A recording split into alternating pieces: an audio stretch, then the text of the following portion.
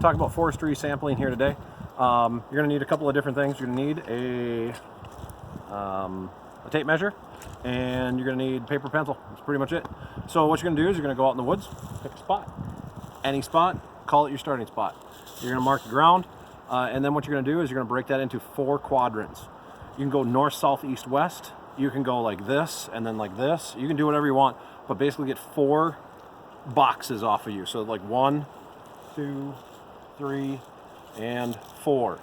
And then what you do in each of those quadrants is you're going to measure the distance from the starting point to the first tree that's at least 10 centimeters diameter. So width, 10 centimeters diameter at breast height. So like right at your chest. That 10 centimeters for most of us is a little bit confusing, but that's about 4 inches. So that's about all you really need, is about 4 inches of this thing. So you just need a tree that's at least 4 inches. It can be 4 inches, it can be anything bigger. So what I'm going to do is I'm going to take myself and I'm going to go, this is quadrant number 1. I'm marking my starting spot here. It's quadrant number 1. I'm going to look at a tree over here, and then I'm going to have the camera follow me as I walk. When I walk, I'm going to be measuring the distance in meters, and I'm just taking big steps. That's all I'm doing.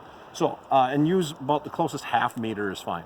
So I'm going to go 1, 2, 3, about 3 meters or so. Then I'm going to measure this tree. This tree is about 11 inches or so. And then I'm going to go back to my starting spot. Once I'm back at my starting spot, I'm going to write down the distance. That was about 3 meters. And then I'm going to write down 11 inches. When I get all done, I'm going to have to measure all, or I'm going to have to calculate all of my inches into, or convert all of them into centimeters.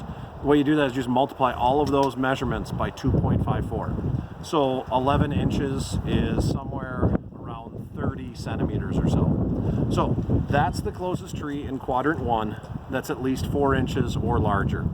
Then I go on to quadrant 2 and I measure the distance to the next tree. So 3, measure that one. That was 3 meters to that place. So I go back to my starting spot again. That one was 12 inches, so I convert that over into centimeters, put that into my data table, and then I go ahead and I turn again and I go 3rd quadrant. Well, 3rd quadrant is right here. This tree is right here. And it's about a ½ meter away. So it's kind of a small step away. So measure that. That's going to be 7 inches. Convert that into centimeters, put that into my data table. And then I go ahead and I do quadrant number 4. Quadrant number 4, if you turn and look, there's another tree over here. That tree is going to be the one that's going to be closest to us. I measure the distance to it, measure its diameter, put that into my data table. Once I'm done with data table number 1, or data set number 1, then I'm going to head off into the forest anywhere I want to go. So take a look around. We can go anywhere. We're going to go 100 steps or so, 50 steps if it's, you know, kind of rough terrain or something like that. But basically go away from this set of trees. Go 100 steps, go 50 steps, find a new starting spot, start all over again, break it into quadrants, get your measurements. That's data set 2. And then repeat 2 more times for a total of 4 data sets. That's pretty much it. Thanks.